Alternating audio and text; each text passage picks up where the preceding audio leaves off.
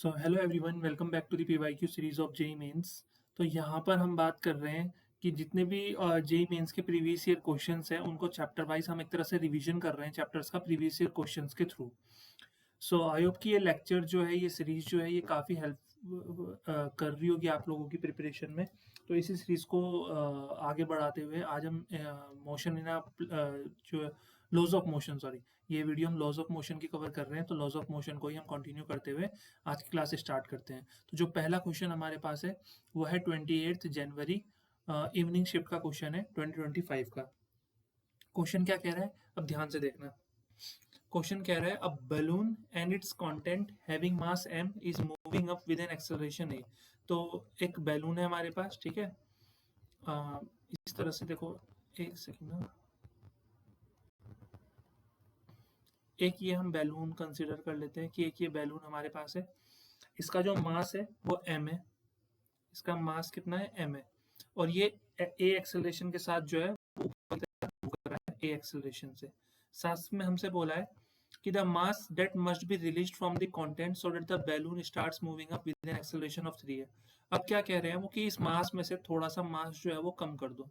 तो हमने मान लिया कि हमने इसमें से थोड़ा मास जो है वो कम कर दिया, ठीक है। तो लेट से ये कैपिटल एम है और हमने जो मास कम किया है उसको कुछ और मान लो, जैसे एक्स मास कम कर दिया है लेट से, ठीक है। इसका टोटल मास m था, हमने इसमें से x मास कम कर दिया, तो अब इसका एक्सेलरेशन कितना हो गया, अब इसका एक्सेलरेशन हो गया 3 है। समझ में आई कहानी। तो वो बोल रहे हैं कि कितना मास हमने कम किया है, x की वैल्यू बतानी है। देखो बहुत इजी क्वेश्चन है। अब इस पे एक्सेलरेशन ऊपर की तरफ एक्सेलरेट हो रहा है, तो ऊपर की तरफ एक फोर्स लग रहा होगा जो कि मास इंटू एक्सेलरेशन के बराबर होगा, और नीचे की तरफ इसका वेट एक्ट कर रहा होगा mg। सिमिलरली इस पे भी ऊपर की तरफ एक फोर्स लग रहा होगा, ठीक है, F, और नीचे की तरफ जो इसका वेट है वो एक्ट कर रहा होगा, तो मास हो गया m माइनस एक्स और इनटू जी। तो यहाँ पे ना हम इक्वेशंस बनाने की कोशिश करेंगे। तो सबसे पहले फर्स्ट वाले केस को कंसिडर करो, तो बैलून ऊपर की तरफ जा रहा है तो f ज़्यादा होगा, mg हमारा क्या होगा, कम होगा। तो f माइनस एम जी किसके बराबर होगा, मास इंटू एक्सेलरेशन के बराबर होगा, ये ध्यान रखना।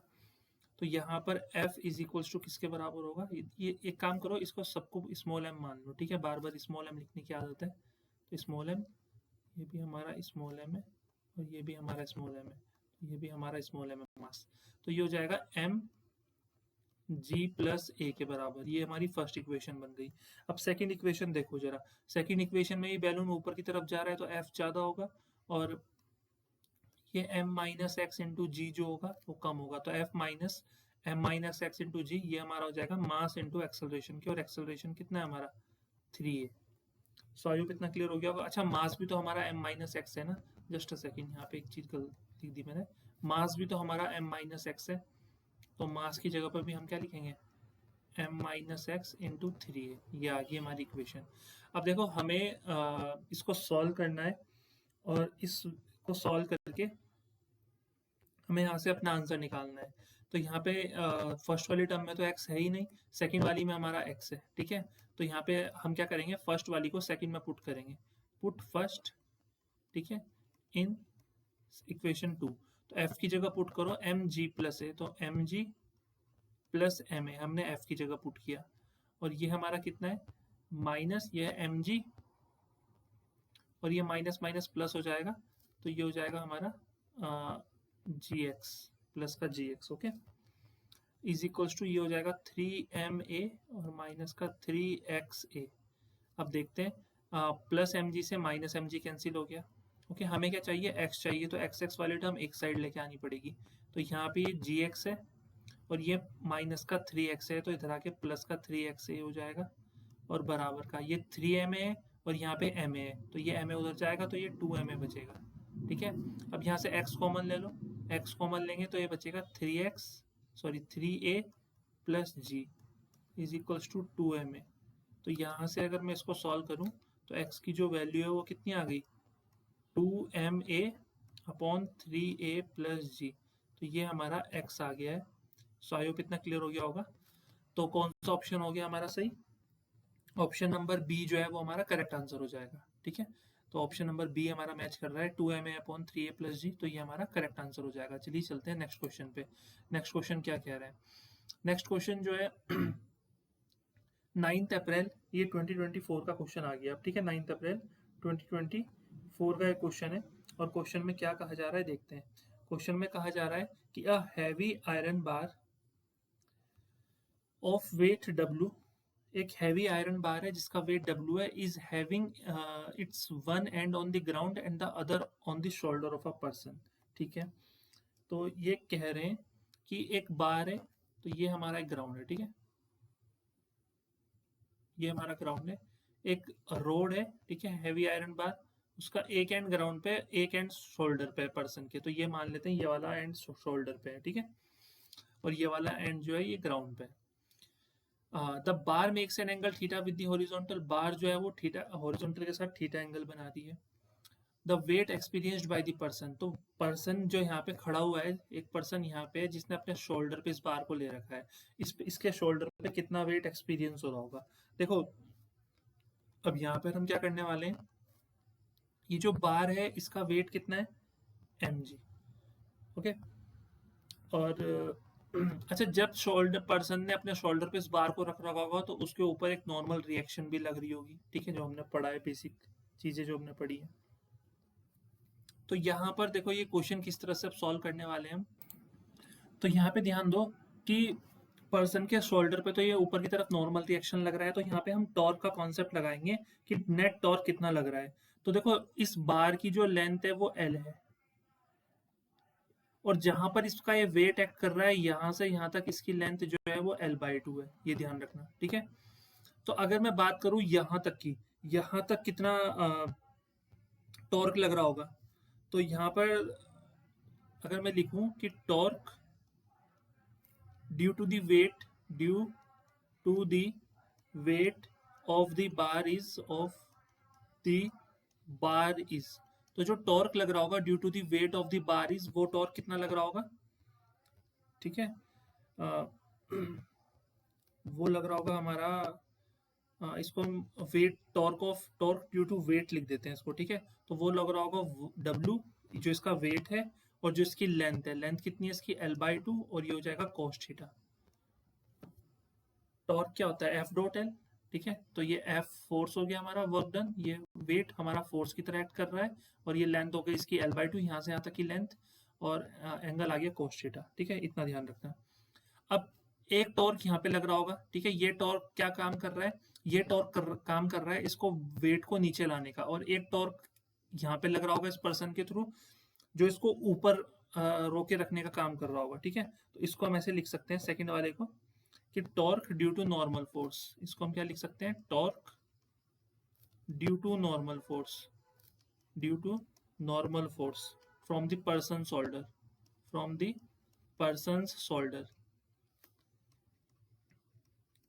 फ्रॉम द पर्सन शोल्डर, और वो टॉर्क कितना लग रहा होगा, torque due to an normal reaction, तो वो हमारा हो जाएगा अगेन वही force into distance into cos theta. तो फोर्स कितना लग रहा है यहाँ पे, फोर्स हमारा लग रहा है एन नॉर्मल रिएक्शन, यहाँ पे फोर्स कितना लग रहा था, वेट के बराबर, ठीक है।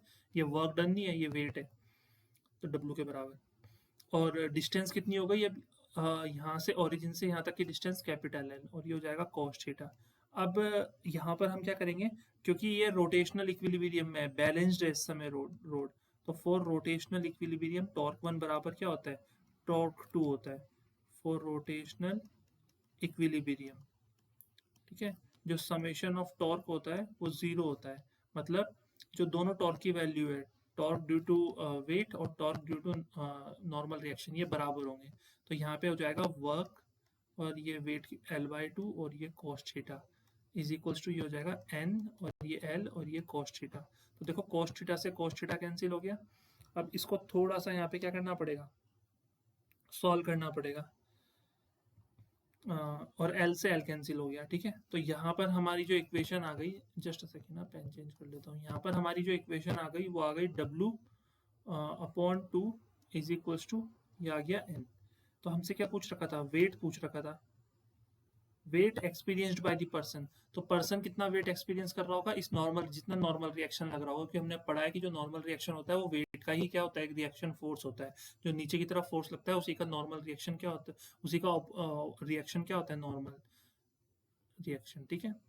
तो नॉर्म जो पर्सन के शोल्डर पे फोर्स लग रहा है वो नॉर्मल रिएक्शन के बराबर होगा, और वो किसके बराबर होगा, जो रोड का वेट है उसका हाफ। तो हमारा ऑप्शन कौन सा हो जाएगा, ऑप्शन नंबर सी। तो बेसिकली यहाँ पे मैंने क्या किया, रोटेशनल इक्विलिब्रियम का कॉन्सेप्ट यूज किया है। ओके, चलते हैं नेक्स्ट क्वेश्चन पे। देखो नेक्स्ट क्वेश्चन जो है वो जेईई मेन 2024 ऑनलाइन 9 अप्रैल मॉर्निंग शिफ्ट का क्वेश्चन है। अब देखते हैं इस क्वेश्चन में क्या कहा जा रहा है। तो यहाँ पे कहा गया है कि a light unstretchable string passing over a smooth light pulley connects two block of mass m1 and m2. Okay, uh, if the acceleration of the system is g by 8, then the ratio of the masses m2 upon m1 is। देखो इस question में क्या करना है, तो इसमें एक diagram बनाते हुए हम कोशिश करते हैं कि इसको कैसे सॉल्व किया जाए। जस्ट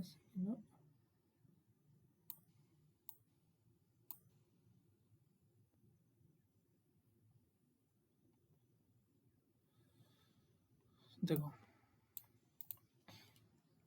यहाँ पर हमें इस तरह से कंसीडर कर लेते हैं,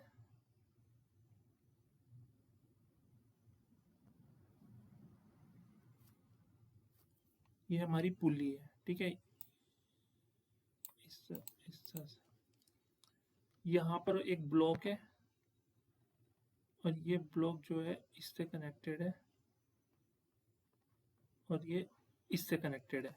तो एक का मास जो है वो m1 है और एक का मास जो है वो m2 है। तो हमसे क्या पूछ रखा है, बेसिकली m2:m1 पूछ रखा है, ठीक है। तो इसका मास हम मान लेते हैं m2 और इसका मास मान लेते हैं m1। पेन चेंज कर लेते हैं। देखो ये इसका जो एक्सेलरेशन है, इसका एक्सेलरेशन हमें दे रखा है कितना है, g/8 है। ये g/8 एक्सेलरेशन के साथ इधर आ रही, इस पे टेंशन लग रही होगी और इस पे भी टेंशन लग रही होगी, और यहाँ पर इसका जो वेट होगा वो m2g एक्ट कर रहा होगा, समझ रहे हो। और अगर इसका एक्सेलरेशन g/8 है तो इसका एक्सेलरेशन भी कितना होगा, g/8 ही होगा, क्योंकि दोनों कनेक्टेड है। तो हमसे क्या पूछ रखा है, इनके मासेस का रेशियो पूछ रखा है। तो दो इक्वेशन यहाँ पे बेसिकली हम बनाने वाले हैं। देखो एक चीज ध्यान देना, अच्छा इन्होंने ट्रायंगुलर नहीं दिया है, सिर्फ एक पुली दिया है। ओह एक सेकंड, इन्होंने इस तरह से नहीं दिया है, क्योंकि इस तरह से तो फिर हमारा एंगल केस वाला बन जाएगा। जस्ट अ सेकंड, थोड़ा सा यहाँ पे एक कंफ्यूजन हुआ है, क्योंकि यहाँ पे फिर वो वेट को mg को तोड़ना पड़ेगा ना कंपोनेंट्स में। तो उन्होंने एक सिंपल पुली दी है, थोड़ा सा हमने समझने में गलती कर दी। देखो ये एक पुली है और यहाँ पर एक मास है और यहाँ पर दूसरा मास है, ठीक है। ये m1 है, ये m2 है, इस तरह से बोल रखा है। इस पे भी टेंशन T लग रही है और इसका मास है m1g और इसका मास है m2g। इस तरह से सिनेरियो दे रखा है, ठीक है। अब मान लो एक नीचे आ रहा है, m1 नीचे आ रहा है मान लो, तो इस पे एक्सेलरेशन लग रहा होगा एक, तो इस पे भी ये भी एक्सेलरेशन के साथ ऊपर जाएगा। तो केसेस क्या बनेंगे यहाँ पे, पहला केस बनेगा हमारा कि m1g अगर नीचे आ रहा है तो m1g ज्यादा होगा, तो m1g माइनस टेंशन ये किसके बराबर होगा, m1 इंटू ए के बराबर होगा, है ना। तो ये हमारी बन जाएगी इक्वेशन नंबर 1। और इक्वेशन नंबर 2 क्या बनेगी, जब ये वाली ब्लॉक ऊपर जा रही है तो टेंशन ज्यादा होगी, तो t minus m2g is equals to m2a। तो ये हमारी हो गई इक्वेशन नंबर 2। अब इन दोनों को हमने सॉल्व करना है और m1 m2 का यहाँ पे रेशियो जो है वो कैलकुलेट करना है। अब यहाँ पे m1 m2 का रेशियो कैसे कैलकुलेट होगा, अब ध्यान देना, इसको थोड़ा सा कैलकुलेट करना हो सकता है डिफिकल्ट लगे, तो हम क्या करते हैं, इन दोनों इक्वेशन को ऐड कर देते हैं, 1 + 2 कर देते हैं। तो ये हो जाएगा कितना, m1g माइनस टी और प्लस टी और minus m2g is equals to, ये हो जाएगा m1 प्लस m2 इंटू ए। इससे क्या हुआ, माइनस टी से प्लस टी कैंसिल हो गया, यहाँ से g कॉमन ले लो, तो ये हो जाएगा हमारा कितना, g बताओ, अगर g कॉमन लेते हैं तो ये कितना हो जाएगा, m1 माइनस m2, ठीक है, इज इक्वल्स टू, ये हो जाएगा m1 प्लस m2 और ए एक्सेलरेशन कितना दे रखा है हमें, एक्सेलरेशन हमें g बाय 8 के बराबर दे रखा है, तो g से g कैंसिल हो गया, तो यहाँ से हमारा आ गया 8m1 minus 8m2 is equals to m1 plus m2, ये हमसे दे रखा है, ठीक है। तो यहाँ पे हम सॉल्व कर सकते हैं, 8m1 है, इस m1 को इधर लेके आओ, ये 7m1 हो जाएगा, और इस माइनस 8m2 को उधर लेके जाओ, ये 9m2 हो जाएगा, क्लियर है। तो यहाँ से अगर हमसे m1 अपॉन m2 का रेशियो पूछ रखा है, तो m1 अपॉन m2 का रेशियो कितना आ जाएगा, 9/7। तो कौन सा ऑप्शन जो है हमें नज़र आ रहा है 9/7, इट्स ऑप्शन नंबर सी। तो ये हमारा करेक्ट ऑप्शन हो जाएगा। सो आई होप इतना क्लियर हो गया होगा कि किस तरह से इस पर्टिकुलर टाइप के क्वेश्चन को हम जो है वो सॉल्व करेंगे, ठीक है। तो चलिए चलते हैं नेक्स्ट क्वेश्चन पे। देखो नेक्स्ट क्वेश्चन हमारा 6 अप्रैल का है और वो भी 2024 का। तो देखते हैं 6 अप्रैल इवनिंग शिफ्ट में क्या कहा जा रहा है। 2024 के क्वेश्चन में कहा जा रहा है कि एक बॉडी है जिसका वेट जो है वो 200 न्यूटन है, is suspended from a tree branch through a chain of mass 10 kg, ठीक है। तो एक ट्री ब्रांच हम बना लेते हैं इस तरह से, ये एक ट्री की एक ब्रांच है, ठीक है, इस तरह से। और यहाँ से हमने एक वेट है 200, इसका वेट है कितना 200 न्यूटन जो है इसका वेट है, through a chain of mass. अब इस चेन का जो मास है वो 10 kg है, ध्यान रखना। The branch pulls the chain by a force equal to, तो जो ब्रांच है, अब खुद ही सोचो कि आप 200 न्यूटन, आप जो एक पेड़ से, एक चेन के थ्रू एक पेड़ पे लटक चुके हो, एक पेड़ की टहनी से, और आपका जो वेट है वो 200 न्यूटन है। तो वो जो टहनी है, ठीक है, वो जिस चेन पे आप लटके हो उस टहनी, वो जो टहनी है वो उस चेन पे कितना फोर्स लगा रही होगी, किस फोर्स के साथ वो उसको पुल कर रही होगी, समझ रहे हो। तो सबसे पहले एक चीज है ना, ये 200 न्यूटन का वेट किसका लग रहा है, इस बॉडी का। तो 200 इसको भी बैलेंस कर रही है वो, इस चेन का मास कितना है 10 kg। अब ये सोचो चेन का मास 10 kg है, ग्रेविटी इस पे 10 की लगेगी, तो इसका वेट कितना हो जाएगा, वेट ऑफ चेन। तो वेट ऑफ चेन हमारा कितना हो जाएगा 10 इंटू 10 100। तो देखो 100 न्यूटन का वेट तो चेन का है और 200 न्यूटन का वेट बॉडी का है, तो टोटल जो वेट बैलेंस हो रहा है वो 300 न्यूटन का हो रहा है। तो 300 न्यूटन के वेट को बैलेंस करने के लिए ये जो ब्रांच है ये भी उस चेन को 300 न्यूटन के ही फोर्स से क्या कर रही होगी, खींच रही होगी। तो ऑप्शन ए हमारा यहाँ पे करेक्ट हो जाएगा, ठीक है। बहुत सिंपल क्वेश्चन उन्होंने पूछा था, आई होप इतना क्लियर हो गया होगा। सो अगर ये जो सेशन हमारा चल रहा है, जो सीरीज हमारी चल रही है PYQ की, अगर आपको ये बेनिफिट पहुंचा पा रही है, रिवीजन हो पा रहा है क्वेश्चंस का, तो जितना ज़्यादा हो सकता है इसको फ्रेंड सर्कल में शेयर करो ताकि ज़्यादा से ज़्यादा बच्चे इसकी एडवांटेज ले पाए।